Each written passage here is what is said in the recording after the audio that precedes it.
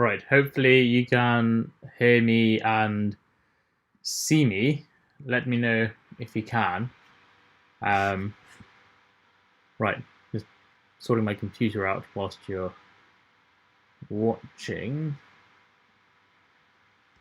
Right, why is my computer running hot? Computer's at 87 or 84 degrees Celsius, jeez. Right, hopefully that cools down. Let's close a few things just to ease that up.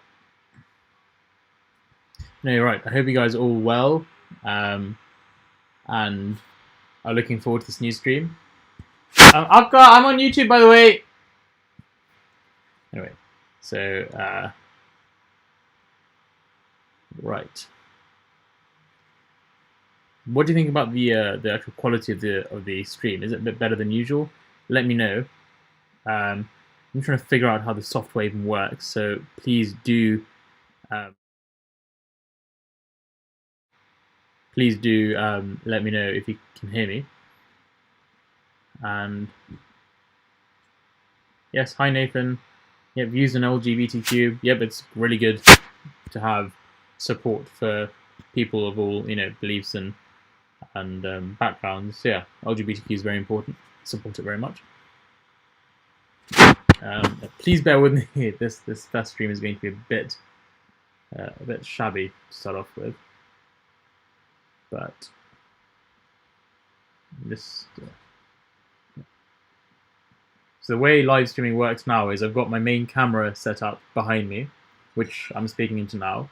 I've got a converting capture card, which sort of takes the signal from my camera and sticks into my computer. My computer sort of jumbles it around, and then spits out an output, which is what you guys are seeing now. So it's much more complicated. Usually I just stream from my webcam. So this is a completely new venture. My computer is not liking this. It's on 81 degrees Celsius. I've been meaning to get a new computer because this MacBook keeps shutting down as soon as it overheats. So yeah, it's working for now, but if I do disappear randomly, then most likely my computer's killed itself and I have to restart it. If you follow me on Instagram, do go follow me there.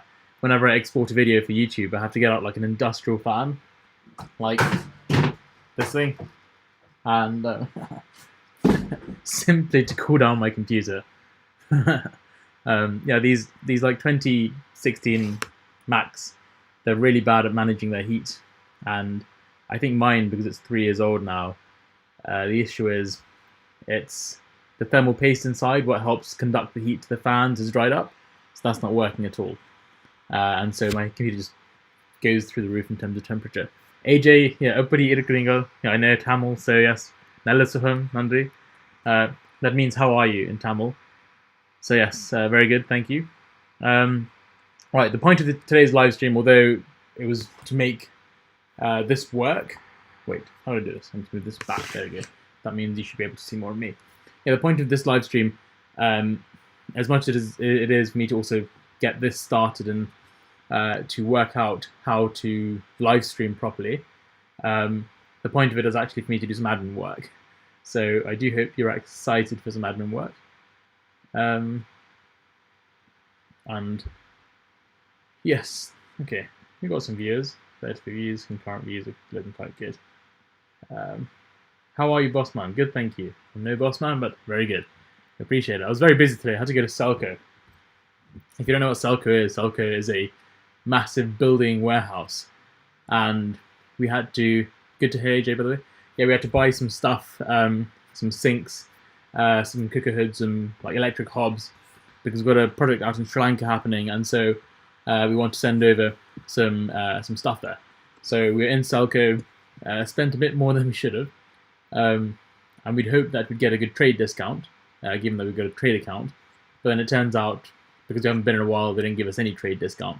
So yeah, it was nearly £600 and no discount. So it's a bit like. But anyway, yeah, hopefully I'll get to show you more of the project happening in Sri Lanka soon. And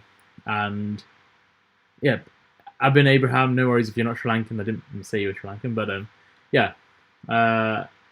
Hopefully we can go to Sri Lanka soon. I really want to go because my grandparents are there also. So we'll have to see what coronavirus puts on us.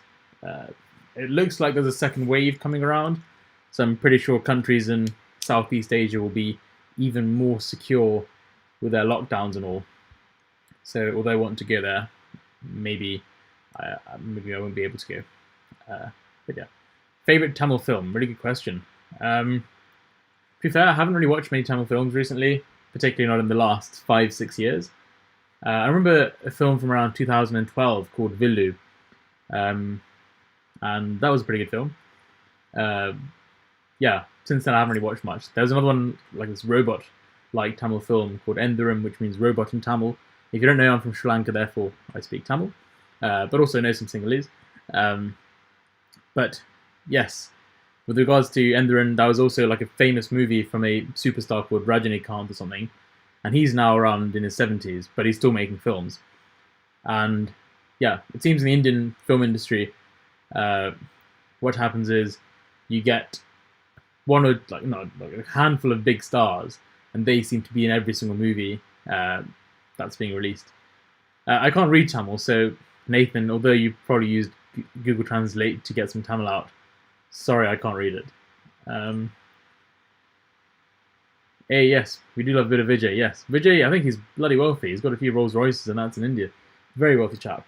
But his movies are quite good. Right, anyway. Yeah, if you have any questions, then do ask me in the chat. As always, I do recommend you go follow my Instagram. I haven't checked it. I know I've got like a ton of direct messages to look at, so I need to start answering those as well pretty soon. Let's go and check who's messaged me recently. Any tips for handling nerves in the UCAT? Really good question. The thing is, what you'll realise... Oh yes, I was playing a bit of Call of Duty Mobile earlier. What you need to realise is that with the UCAT, nerves are something which you won't worry about, because by the time you actually begin doing the test and the final thing, you'll be so busy trying to actually answer the questions that you won't even sort of think about your nerves, if that makes sense. So because it's so time pressured, nerves are something which won't really affect you. You'll probably be more nervous like in the time that you take to go into the exam hall, and when you sit down and you log in, that's when your nerves will be at the maximum. But once you start doing the exams, that may be not a problem. What's the pengest tune you've heard recently? That's a really good question. But I have to go to my library because I'm not good at remembering song names. But I have heard some like decent tunes. Right, let me. Okay. Right, let me find the song. It's a good song. Some good songs. Right. So. Okay, so there's Duke Dumont, if you've heard of him. There's one called Therapy. Fantastic song. When I'm cycling, I bloody love it. And there's also quite a funny song by Disclosure, who are more of a house EDM band, and they had a song called Energy. Pretty good song. Go and listen to it. But also one called Expressing That Matters by Disclosure as well. Really recommend that. I got into a band, or like a house music group called Adriatique, or Adriatique, as I don't know how the French say it. I'm not French. They're pretty good. Really good mixes from them. And yeah, that's what I've been listening to recently. Also Benediction by Hot Natured, really good song. I'm not really someone who listens to too many pop songs. I find that I listen to pop songs more like through the radio, like when I'm driving to places. But because of lockdown, I haven't been driving to as many places. Therefore, I don't really listen to any pop songs. Really good. Right. What sort of doctor are you interested in becoming? Really good question. It's a question that I've been asking myself as well. So to give you some guidelines, when I was back at school, I wanted to be a neurosurgeon, and I wanted to be a neurosurgeon when I was heading into Cambridge. Once I got into Cambridge, I sort of didn't really think about what I wanted to do too much. I just focused on getting through Cambridge and sort of finding what I enjoyed doing. So I think I've sort of shifted very much into medtech / healthcare investment, understanding the financial background of how massive pharmaceutical companies get bankrolled, what funds research, how to look out for good companies and that sort of stuff. But I don't think I want to sell out and go into finance completely. So having networked with quite a few orthopedic doctors and having worked with a few in Sri Lanka, orthopedic stuff is something I'm interested in. But I'm also interested in plastics and reconstructive surgery. More so the reconstructive surgery side of things, whereby you have, I don't know, like a road traffic accident and someone's got their face mauled, or someone's had like an accident with animals and they've had like a limb deformed or something. So reconstructive surgeons, they are more involved in sort of putting it back together, that make it both functional again, save as much as they can, but also make it more aesthetically pleasing, such that the patient won't be psychologically affected by it as much. Now, plastic surgeons are a bit different, although they do similar stuff to reconstructive surgeons. I'd say my understanding of plastic surgery is that it's a bit more cosmetic. So then, yeah, cosmetic plastic surgery is more like Botox, sort of nose lifts, nose reconstruction, bum lifts, tummy tucks, and that sort of stuff. And that, even for that, it's a very popular industry. So yeah, are you not doing the tuitioning anymore? So yeah, on my Instagram yesterday, I did mention starting sort of group tuition. A lot of students have asked me about it, and I, just to be honest, I do private tutoring, but private tutoring, I know it's very expensive and it's out of the reach for most people. So having myself been fortunate to have been tutored when I studied, I'm going to launch quite soon sort of small group tutoring sessions that are not too costly for you guys, because I'll have groups of 5 or 6 students, and I'm hoping to cover things like biology GCSE, chemistry GCSE, physics GCSE, and then hopefully A-level classes as well. And I'll probably split the GCSE classes into year 10 and year 11 classes, and the A-levels into first year and second year. So if you do think this is exciting, then now's the time to let me know in the comments, so I know that you want this sort of stuff. And yeah, I'll be launching my website rather soon, and the way to find out more about the tuition will be through my website, where you can look at it. And yeah, the point is that I have these group sessions so that it makes it cheaper for you. And since I'll be teaching online, the point is that there's no reason, if 5 people are watching my tuition, then for me it's the same sort of return. It covers my costs, but then it's cheaper for you individually. So that makes lots of sense for everybody. Anyway, yeah, that's coming up soon. Hope you are excited. So yeah, just let me know in the comments if you're interested. And also it means everyone around the world can join in. It just doesn't mean you have to know me locally. Marcus Maroon, do you ever regret doing the UCAT?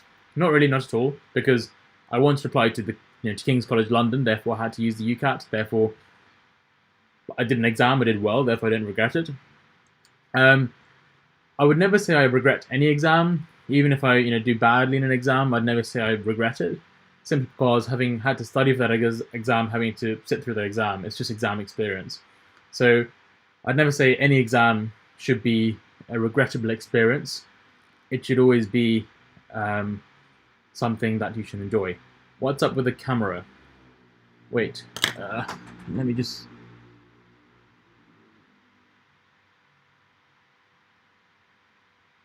Just give me a second. I can't see what's on the back, therefore I have to... Hi, George. Hi. Right, hopefully this changes things. Yeah, I think it's just it is my first time doing it, so apologies for the details on the camera. Let's see if that made a difference. Okay, that made a difference, I think. Okay. You don't see as lot of the information as you could have seen. But as you can see, I'm hosting in 4K. Or it should be in 4K. Could someone let me know how clear it is? Actually, instead of asking you guys, let me go and watch my own live stream. How sad is that? You're not full screen for me, Sen. Ah! Right, okay, okay. Thank you, guys. No. Okay, I never knew I wasn't full screen. So now you've told me that. Let me stop being a mong. And, right, does this solve it? Wait, you can't see it yet because I haven't... Okay, very clear. Really happy. Okay, I like this feedback. Right, give it a second. And hopefully it should get bigger now. Because I went back to the software and I made it bigger. Also, do you like the LED lighting at the back? I thought I'd... There we go. Yeah, that's full screen. Thank you. Oh, this is a nice live stream. I must say myself, it's thank you to Ali Abdal actually, because yeah, since his channel was small and my channel was small as well, we've been on Facebook together, and we were meant to meet up back when even his subscribers were in the 8-9K mark. And I've been asking him questions since he's focusing on YouTube a lot, and he recommended getting the sort of this better kit. So I thought I'd get it because I do like live streaming, so I might as well make it nice for you. Because this iPad camera, as nice as it is, it's just not reliable and it's not as clear as this. Right. So yeah. Okay. Top 3 or 5 best things of Jesus College. Really good question. I think that's Jesus College, if you don't know, is the college I'm at Cambridge. It's a beautiful college, one that I'm really happy I got into, and it's the one I applied to, so I'm really happy I got there. The best things of Jesus College. Well, for me, I was really sporty when I applied to university, and Jesus College is renowned for having big sports field, but also a very close boathouse. It's a very friendly college, but I wouldn't say every college is friendly, arguably. So I wouldn't say that's the reason why I applied to it. It's very big. So when you go to Jesus College, you'll be renowned. Okay, the quality has kind of decreased when you made it bigger. Okay, right. Let me check that in a second. But let me finish about Jesus College. So about Jesus College,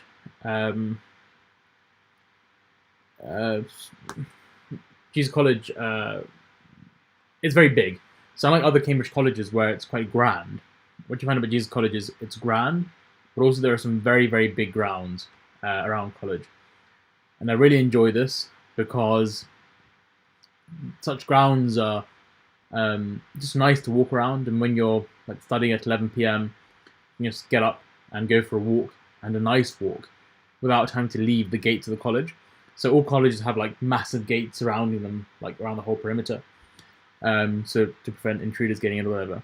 And so Jesus College is so big, you can literally go for a 20-minute walk around the perimeter of the college, and that's a nice walk in a very secure environment.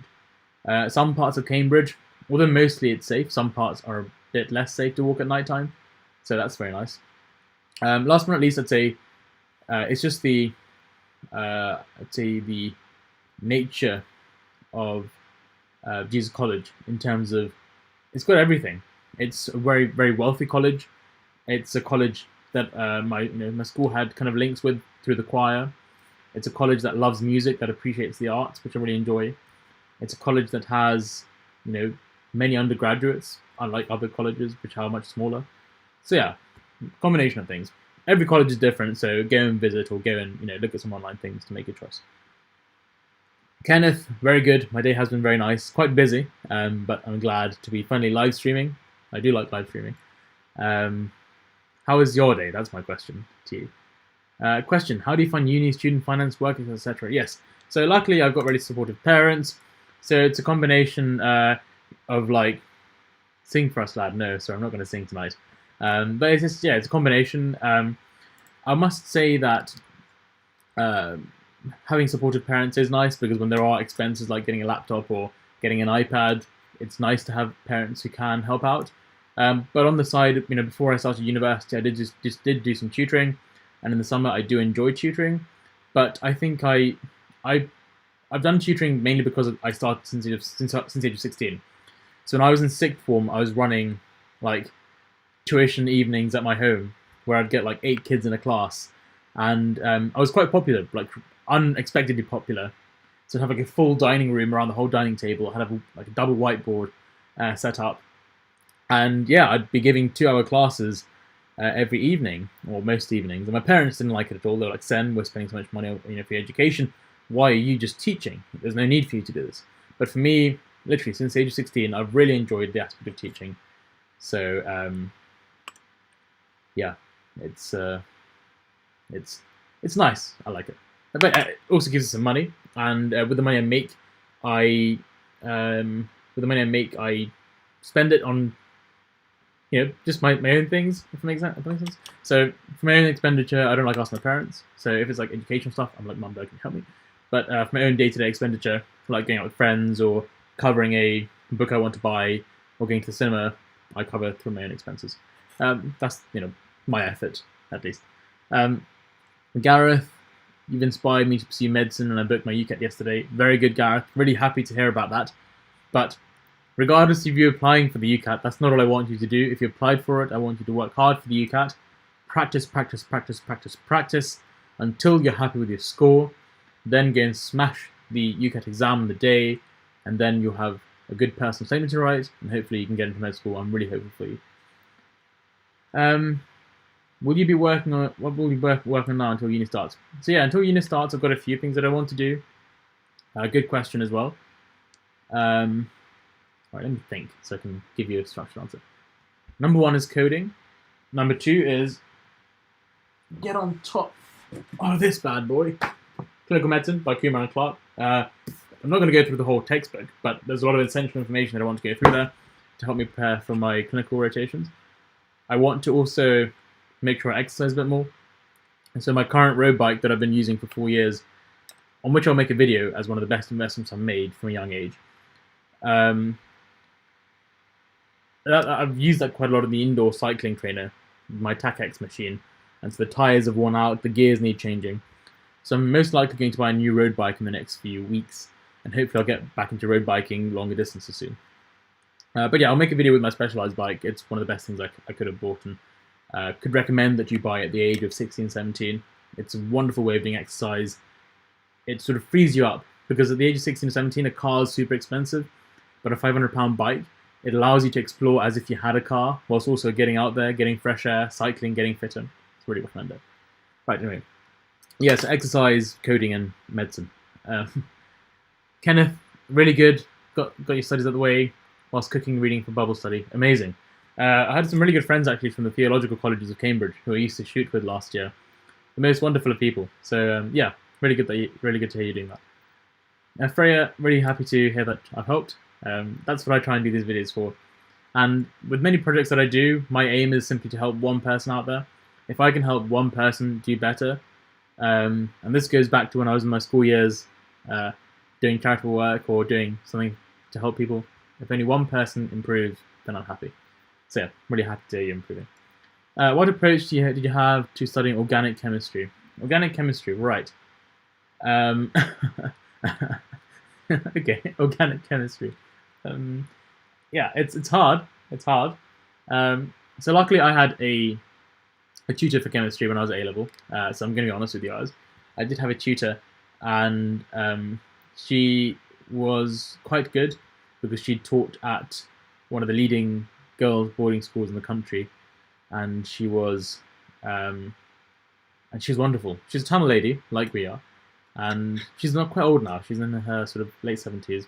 Wonderful lady. We call her Mrs. Seaver, and yes, she taught at the Eton version, the girls' school of Eton version sort of thing. Eton College is one of the schools in England, and she helped me through chemistry, and wonderful. But that even then, to get that tutor, we did go out on an arm and a leg. We'd get up in London at 6 o'clock. My mum would drive me there, and my lessons would start at 7 o'clock on a Saturday morning, in the morning, 7 till 9. So it wasn't like private tutoring was easy and fun for me. It was literally, I had to get up, half asleep, walk into the car, and sometimes I'd sleep on the back seats of the car whilst I'd be driven to tutoring. It was, thinking back, horrendous journeys, but that tutor, Mrs. Seaver, I could not repay her anything. The tips she helped me with, especially for organic chemistry, learn the diagrams, learn the mechanisms throughout properly, but also pass papers, and learn the mark scheme. She was an examiner for Edexcel, and she'd say to me, I did AQA by the way, and she'd say to me, Sandhuran, could you please make sure that you understand what the mark scheme is saying. She'd go through the mark scheme with me as well, and she'd just repeat the key phrases they have, even for chemistry. She'd make me draw out mechanisms, she'd make me do questions from other exam boards. That's the best way to just strengthen your ability to do chemistry questions. And yeah, I think I got one of the better scores in chemistry in my school for A-level, A2 as well, so I was very happy. Marcus Marine, our teacher references weighted heavily in the medicine application, especially his college. Yeah, so Cambridge, my common phrase is that they have two statements in the interview, your personal statement and your reference. So your reference is like your second personal statement, so make sure you get a good reference. So yeah, it's just as important as your personal statement.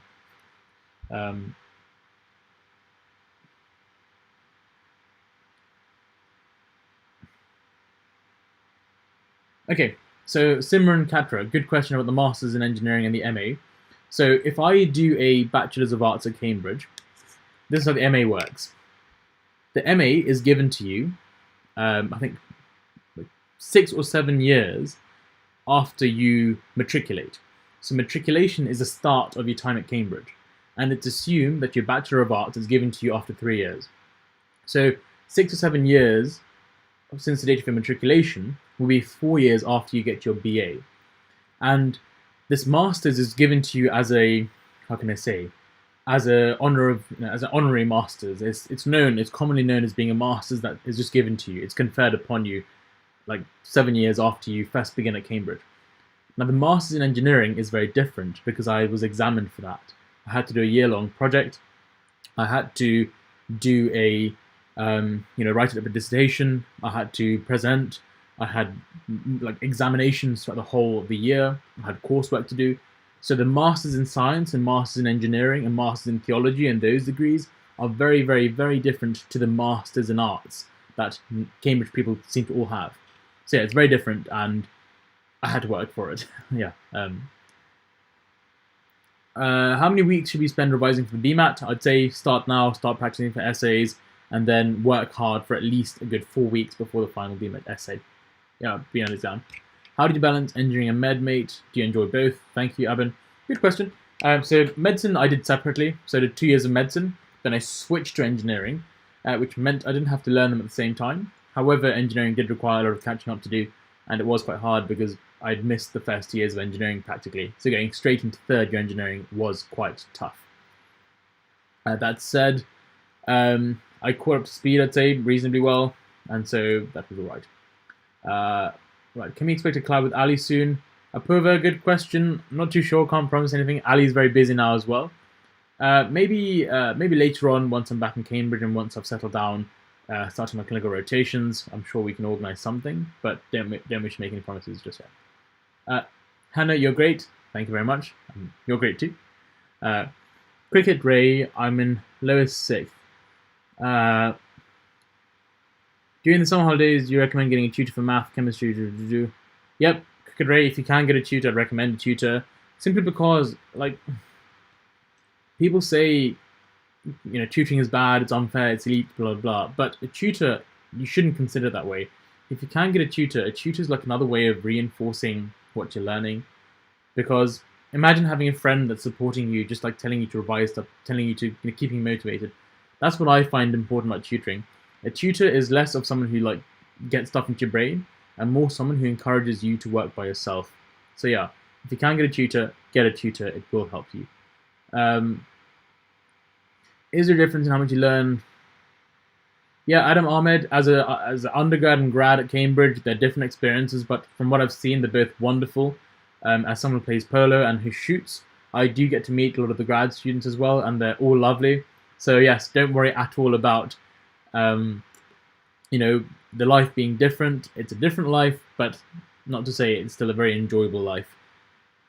Just remember, if you're a graduate student, there'll be literally a few thousand other graduate tutors out there. So, and it's not graduate tutors, graduate students. So they'll be in the same boat as you. So if you're a graduate, then they're all looking to make friends. So you will make friends and you'll find people you like. Thinking about Jesus for medicine, how much wider reading and extra work did you do? And what does your college staff look for? Jesus College, I think all students are very multi-talented. Everyone had very, very good A-level grades. I think in my year group, like 9 out of the 12 students had 4 A stars at A-level or something like that. When I saw the results, I was like, wow. Wider reading, read what you're interested in, read what you enjoy, and don't worry too much about like trying to show off. Just make sure you're interested in medicine, and make sure you're just quite relaxed. Like the admission procedures at Jesus are nice. They expect you to work hard, but they're also quite chill. That's very different to other colleges where everyone's a bit more, up your ass, and that's what I love about Jesus. Everyone's quite chill, but everyone seems to work quite hard. Eye history. Any thoughts on doing medicine abroad if you don't get into the UK? Yeah, good question. The UK is nice to study medicine in. Okay, number one, I know like studying medicine abroad is cheaper. So like studying in like Bulgaria or Like Eastern countries is much cheaper, and a lot of students who like don't get into med school in the UK go there. I would find it quite difficult because Bulgaria is a country that I don't know anything about. I'm sure it's a lovely country, but like for example, if I could go to Germany and study where I know the German people, I've lived in Germany myself, then I'd be comfortable getting there. But traveling to a different country that I've never been to or never know anything about, I'd be quite scared. I know some students have been to Italy to go to med school, where it's about £3,000 a year for med school. That sounds amazing. And although I said some countries, I'd be scared going to, I'm sure Italy, with all the food they have, wouldn't be a bad place to be, to be for a few years to study medicine. Have you ever considered doing hockey? I think I've tried playing hockey once or twice. I wasn't the best at it. But I've played polo, which is like hockey on a horse. So if that counts, then let me know in the comments. How much did tutor cost? I don't want to reveal, but I think she charged fairly for what her experience was, and thanks to my parents for paying the fees, and that's all I can say. But it's not about how much a tutor costs. Try a few lessons out. If you think the tutor's worth the money you're paying for, then go ahead with it. If you find that the tutor isn't worth what you're paying for, then change tutor. There are thousands of tutors out there, guys, so don't go and end up paying one tutor like 60 quid an hour or 30 quid an hour if you don't find it useful. Stop, change tutor. And you will find someone who you click with. That's important. Yeah, in London there are some companies that charge like 80, 90, £100 an hour for tutoring, which I don't agree with. But then again, those are most like companies who charge this, and so they have overheads, they have to pay VAT, then have to pay to take a commission for the company, and then the tutor gets what's left. So yeah, better to go privately to tutors if you can. Why did you choose Jesus over other colleges? Really good question. The night before I submitted my UCAS, I changed my college application to Trinity. I met the Trinity head of applications for medicine. I'd been to a lab a few times, but then I really thought about it, and Jesus College had been the first college that I'd ever stepped foot into at Cambridge. Funny story, the way that happened was my sister was going to an event at St. John's College. That's when she was interested in applying. And then mother and I parked slightly outside of Cambridge, and we were looking for a parking spot. Now, we parked in Jesus Lane, not realizing that, we thought it was kind of outside of town, we'd find a parking spot, and then we could walk into town. So we did that, and we thought we were very far out of town, so we had like a 10-minute walk into town, but that's what we were thinking. So, plodding along in the middle of summer, and then we walked past the college, and I didn't realize it, because Jesus College, the chimney is very hidden. And Mum was like, Sen, there's a college here. Should we go inside and look at it? So I was like, okay. So, little old me, who didn't really have an intention to apply to Cambridge, was, put into Jesus College with my mother. And then, turns out they had an open day that day. And yeah, we looked around, amazing grounds, really funky looking hedges that are cut wonky. They're not straight, they're wonky. So yeah, that was quite interesting. And although I didn't think of it much at the time, when it came to me choosing my colleges, I think that's what made me choose Jesus. It's like that's the first college I ever went to, and so that was the college that I was going to apply to. Yeah. Would it be beneficial to study engineering maths or applied maths along with studying medicine? Yeah, bioinformatics is really important. Anything technical is really, really good to know. International development and global health, I'd say study that in like a secondary note. That's stuff you can learn very easily. That's like soft stuff. But stuff like bioinformatics or maths or like engineering, they're hardcore subjects, they're hardcore skills, or even biochemistry, they are foundational skills. And so learning that is very difficult for someone later on in life. So if you do something like engineering, picking up global health or global surgery, it's very easy. Because those are just soft concepts, Considering applying to medicine, what would be considered important and relevant work experience for me to be looking for? Work experience video coming out on Saturday, so look out for that. And yeah, that's what I'm going to say. Look out for Saturday. If you had to pick another college, which one and why? Good question. So when I was applying, I really liked Trinity, but in hindsight, I don't think I would have applied to Trinity. It's a lovely college. It's just a bit too grand, if that makes sense. I must say, I really do like Pembroke. Pembroke's quite nice, but also Corpus Christi. I like Corpus Christi quite a lot as well.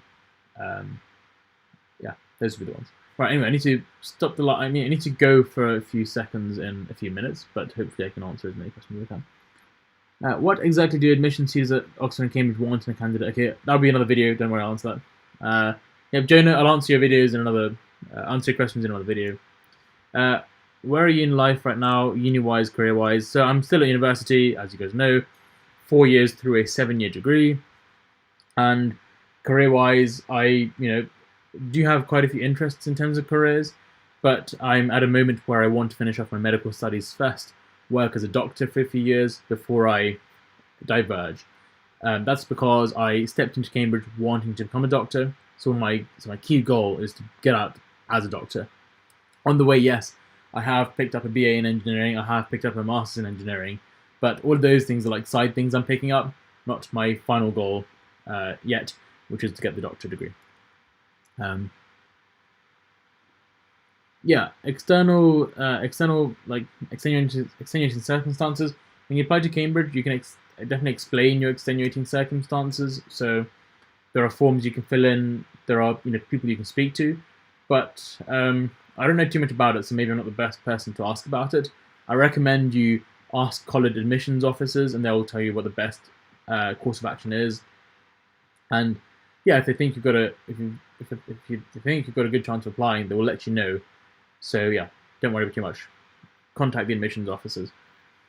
Any good revision websites or apps that you'd recommend applicable to all students? Yeah, there isn't like one good revision website. There are many different websites you can use. I think it's very subject specific. So for chemistry, I found that YouTube was better because I was learning mechanisms, I was looking for explanations, and so YouTube was a platform where I could have someone explain it to me. Similar to maths, where I got a question wrong. Okay, right, if I got it wrong, I want to work out how I got it correct, how I get it correct, right? But then looking at a mark scheme sometimes for mathematics, it's a bit dull. You have the different steps. You have to go through each step one by one, working out what they've done between each step. So then I found a website called, what is it called? Examsolutions.net. Amazing website. It's free. And what they do is the guy there, he's a teacher, he goes through, he explains what the different steps are for answering a question. So for maths, that was amazing. And then for physics, I just wanted loads of equations. So in physics, you can summarize everything into equations. So I wanted a website that would summarize everything into equations for my syllabus. Looked around, found a few good websites, and I memorized those equations, and that was what I did for physics. Yeah, so sort of you have to put some effort into finding resources for that. Yeah. Again, more A-level videos coming out soon. I just haven't made them yet. What would you have reapplied if you've never got into Cambridge? Yeah, I think if I never got into Cambridge, I would have tried. Okay, it would be quite demoralizing. But there was a friend in my year who also applied to Cambridge who didn't get in, who then worked hard, got 4 A stars, reapplied, and now is at Downing College, Cambridge. He was in my year at school. So yeah, I'm not going to say that's a bad failure not getting in the first time. I would have worked hard, hopefully not demoralized. I would have tried to get 4 A stars. And if I did get 4 A stars, because I'd applied to Cambridge once, most likely I'd apply to Oxford the second time round. Or if I'd just gotten, let's say, 2 A stars or 1 A star, I think I would have taken up my UCL offer or my King's College offer to study in London. Yeah. So Cambridge, I always realised that I had to work hard to get into Cambridge. And if I didn't get in, I had backup plans. That's why it's important to prepare now, so you don't just get one medical school offer, so you get a load of medical school offers to give you backup options. No, if you choose biomedical science as a 5th choice, you are not guaranteed to get a transfer into medicine. Do not believe that. Choose a course like biochemistry or UCL or something. Don't just choose biomedical science and then expect to transfer. Because remember, if you do biomedical science and you want to transfer into medicine, you have to be at the top of the class for biomedical science. So if you go to biomedical science and get a 2-1 or even like a low 2-1 or a 2-2, you can forget about medicine quite quickly, about the transfer to medicine. So as a 5th choice, I recommend doing something hardcore like biochemistry or like physiology, and then get a good mark in that. So let's say you do biochemistry at UCL for 3 years, amazing. Then you apply fresh as a grad medic to other medical schools for a graduate medicine entry pathway. Yeah, good. Interdisciplinary research. Yeah, interdisciplinary research is a good question. I'm not sure I've got the best advice for that yet, but once I get some experience, I'll definitely share that with you. I myself am trying to get into some interdisciplinary research, so yeah, hopefully I'll give you some stuff in the future. I have exams in September, which I usually wouldn't have. Have to revise this summer now. Matthew, I feel sorry for you. Please accept my condolences for that. But okay, it's a crap situation. In German, you say Pech gehabt, which means, you know, tough luck. However, make sure you work hard. You now know at least when your exams will be, so you can structure your revision, you can work hard, and you know the reward of doing well in these exams will be very good predicted grades, which makes your application to universities far easier. Yep, that's the benefit of this. So always look for the silver lining in a rotten cloud. Always look for that. You know when your exams are, you've got a good 2 or 3 months, so get your head down, get into a good habit of revising, and work hard over the next upcoming months. That's all I can say. So yes, I do feel bad for you, but things could be worse. You could probably have exams, you know, in the middle of August, which is sooner. At least you have all of August to revise. Anyway, right. I probably need to. Are you in a relationship or speaking to someone? No, not in a relationship at the moment. Haven't been in a relationship before university, actually. I think that's quite good because university is a time where it's so busy that's not. With me, relationships and all, it's important to have time for the people. So, university is a place and place and time where there's lots of stuff happening. So, yeah. Not. And also, like, if I have a relationship, then I've got to like buy other people's stuff. And like, I don't know, I want to buy myself a new coat. I want to buy myself a new laptop. Don't have to buy my other person a new coat or a new laptop. You know what I mean? So yeah, I'm a bit of a miser. So once I'm older, I'll have a girlfriend or something. Not for now. I defo player during school. No, I wouldn't say I'm a player. Potential wife. No, thank you. Thanks for your videos and advice. Super helpful. No worries, Simon. Happy to help. Have you ever heard of Medic Mentor and what's your opinion of it? I have heard of it. I need to look into it before I can make a comment because I've forgotten what it is, but I have read about Medic Mentor. Did you consider a degree other than medicine? Indeed I did. There's a video literally coming out tomorrow on that. So yeah, look out for that. Look at the arms, yeah. These are a bit flabby now. Anyway, right. I need to head off now. Yes, Lucas, very good for MSc. Yeah, UCL in London is amazing for neuroscience. So if you can get into neuroscience, if you can get into UCL or Imperial, then hats off to you, my friend Lucas. Yeah. And the fact that you're doing a PhD in neuroscience-related stuff, they'll love it. So yeah, definitely go into London for neuroscience. Cambridge is also okay for neuroscience. I'd say Oxford also is very good for neuroscience, if you're interested. Yeah. All right, I'm going to head off. Hopefully this has been an enjoyable live stream. Thank you, all of you, for joining me. I really appreciate your company, particularly in the light of our new camera setup. And let me know in the proper comments once the live chat ends how the audio was, how the video quality was. Someone did say the quality did decrease when I made the thing bigger, so I'm going to tweak that after I end this. And yes, once again, guys, yes, do go follow my Instagram. Actually, if you haven't yet follow my Instagram yet, go follow it. That's where I'm always posting stuff. And last but not least, good night, sleep well, and I'll speak to you guys soon. Bye bye. And go and sleep, guys. It's late.